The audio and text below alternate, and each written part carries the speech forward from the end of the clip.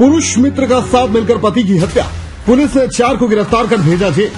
16 जनवरी को धर्मजयगढ़ कॉलोनी निवासी राजेश विश्वास को 4 लोगों ने मिलकर मौत के घाट उतार दिया। घटना को अंजाम जन्मों जन्मों तक साथ रहने की कसम खाने वाली मृतक की पत्नी ने दिया है। बताया जाता है कि मृतक राजेश को उनकी पत्नी की रायपुर निवासी एक तथाकथित डॉक्टर से दोस्ती की खबर लगने के बाद से ही दोनों के बीच में खटपट शुरू हो गई थी। आरोपी पत्नी को ये नागवार गुजर रहा था तो दोनों ने मिलकर अपने पति को ही रास्ते से हटाने का प्लान बनाया। इसके लिए तथाकथित डॉक्टर रायपुर से आकर धर्मजयगढ़ के एक लॉज में 3 दिन से रुका था और इस फर्जी डॉक्टर हर प्रकार का सुविधा स्थानीय युवक दिला रहा था। राजेश को क्या मालूम था कि उसकी धर्मपत्नी ही उसकी जान की दुश्मन बन जाएगी। 15 जनवरी की रात जब राजेश खा पीकर सो रहा था तभी चारों आरोपियों ने राजेश को हमेशा के लिए सुला दिया। आरोपी की पत्नी और उसके पुरुष दोस्त एवं अन्य 2 साथी मिलकर हाथ पैर पकड़कर राजेश को जहर का इंजेक्शन लगाकर हमेशा के लिए सुला दिए। विडंबना तो देखिए, लोगों के बताए अनुसार पति को मौत की नींद सुला देने के बाद एक पार्टी में जाकर आरोपी पत्नी खूब नाच रही थी ताकि कोई इन पर शक न कर सके। लेकिन कहते हैं ना, कानून के हाथ बहुत लंबे होते हैं। धर्मजयगढ़ एसडीओपी दीपक मिश्रा के नेतृत्व में धर्मजयगढ़ पुलिस अंधे कत्ल की गुत्थी को सुलझा दी और आरोपी पत्नी और 3 आरोपी को गिरफ्तार कर जेल में दाखिल कर दिया। इस घटना का खुलासा होने पर बंग समाज धर्मजयगढ़ पुलिस को धन्यवाद ज्ञापन सौंपे। धर्मजयगढ़ से कुमारी उमा यादव की रिपोर्ट।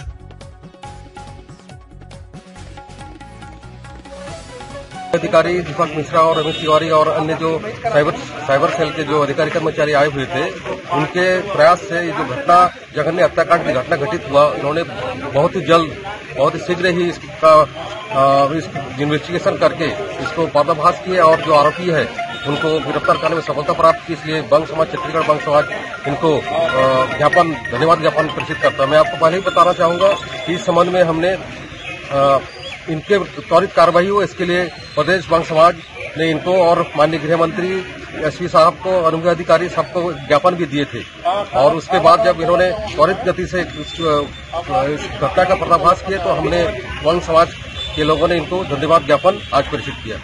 तो आप लोग शासन की कार्रवाई से संतुष्ट हैं? यहाँ की जो एक 33 वर्षीय युवक जिसका नाम राजेश विश्वास है, इनकी संदिग्ध परिस्थितियों में इनका शव मिला था इनके घर पे।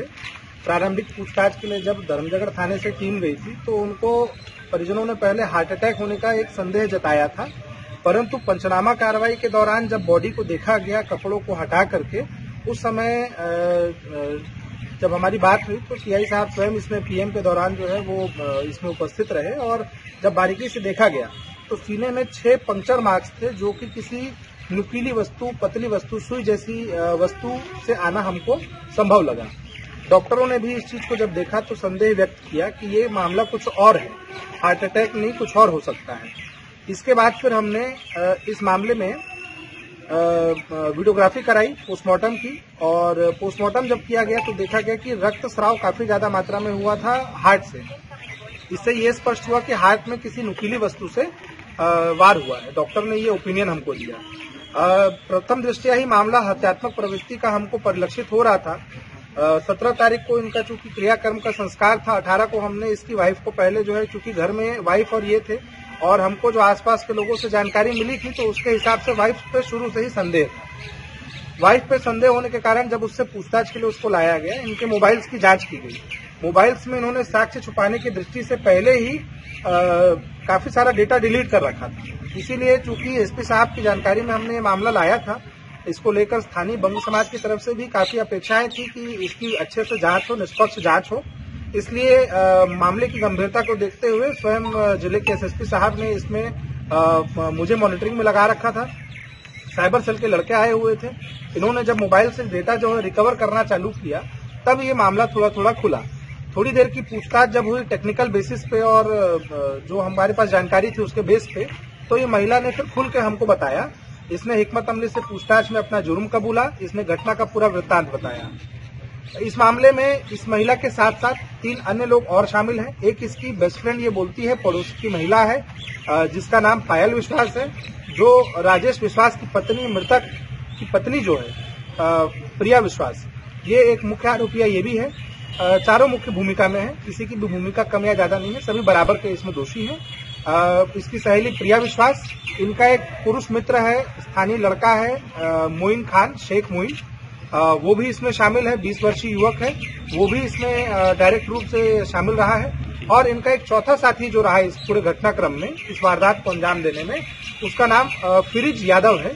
ये मूलतः सारंगगढ़ के गोपाल भवना क्षेत्र का रहने वाला है, पर ये नौकरी कर रहा है विगत कई सालों से। 2020 से ये नौकरी कर रहा है बालाजी अस्पताल में, जो मोवा पंडरी में रायपुर में स्थित है। वहां पर ये स्टाफ नर्स का काम करता है और ट्रॉमा सेंटर को संभालता है। ट्रॉमा सेंटर में ये काम करता है, इमरजेंसी पेशेंट्स जो आते हैं उनको ये देखता है। तो इन चारों के हमने अभी जो है जो साक्ष्य हमको मिले हैं, जो घटना में इन्होंने प्रयुक्त किए थे सामान वामान, वो सारे साक्ष्यों के साथ में हमने सारे साक्ष्य बरामद किए हैं और इन चारों की डायरेक्ट इसमें भूमिका मिली है। इसीलिए हमने हत्या, साक्ष्य छुपाने और आपराधिक षड्यंत्र की जो सुसंगत धाराएं हैं उनमें अपराध पंजीबद्ध करके अभी हम इनको गिरफ्तार करके न्यायिक रिमांड पर भेज रहे हैं। उसके लिए हम अभी न्यायालय के समक्ष प्रस्तुत कर रहे हैं। सर, एविडेंस के रूप में क्या क्या मिला है पुलिस? जी, इसमें जो डॉक्टर फिरिज यादव है, उसके द्वारा जो इस्तेमाल किए गए सीरिंज थे, जो ग्लव्स थे, वो जो आने का टिकट था कि जो धर्मजयगढ़ प्लानिंग करके 14 तारीख को ये आया रायपुर से, उसकी बस की टिकट हमको मिली है। वो सब हमने इसमें डिस्प्ले कर रखा है यहाँ पे। वो टिकट के साथ साथ जिस होटल में वो रुका था, उस होटल में जो फुटेज मिला है, वो फुटेज उसका डीवीआर हमने जब्त किया है। जो पहने हुए कपड़े थे मौके पर के, उसके जो फुटेज में भी स्पष्ट दिख रहा है, उन कपड़ों को भी उससे हमने बरामद किया है। साथ ही साथ इन सभी के मोबाइल्स हमने बरामद किए हैं। बेसिक ये सारे एविडेंस हमने बरामद किए। प्लस जो मोइन खान इसको लेने आया था मोटरसाइकिल से, वो मोटरसाइकिल हमने बरामद की है। घटना जो ये 14 तारीख की मैं आपको बताना चाहूंगा, 14 को ये निकला वहां से, रात तक यहाँ आ गया था। रात में जिस होटल में ये रुका था, स्थानीय होटल में, वहां पर मोइन खान ने अपने नाम की आईडी दे रखी थी और गेस्ट का नाम फर्जी डाला हुआ था। तो जो मोइन खान है वो स्थानीय धर्मजयगढ़ का लड़का है, उसने अपनी आईडी इस्तेमाल करके अपने संबंधों के आधार पर ऐसे ही गुमराह किया होटल वाले को, लेकिन रुकवाया इसने फिरिज यादव को, जिसका नाम बल्लू भी बोलते हैं, उर्फ क्रिस भी उसका नाम है। तो 14 को आया और 15 को उन्होंने वेट किया। पूरे दिन की राजेश की गतिविधि की सूचना उसकी पत्नी ने व्हाट्सएप कॉल के जरिए, ये लोग आपस में सब संपर्क में रहे और लगातार सूचना देते रहे कि अभी यहाँ गया है, अब आएगा, इतने बजे आएगा। आने के बाद फिर गया है, इस हालत में है। उसकी स्थिति की, उसकी गतिविधियों की सारी जानकारी ये देती रही। और जब वो 11 साढ़े 11 के बाद घर वापस आया, वो नशे की हालत में था, सो गया। उस समय पे इन्होंने बुलवाया। ये लोग गए मोटरसाइकिल से होटल से, मोइन और फिरिज यादव, और ये दोनों वहां गए। वहां पर पहले से प्रिया और पायल थे। प्रिया जो है उसकी पत्नी, ये तीनों अंदर कमरे में रहे। पायल का काम रेकी करना था।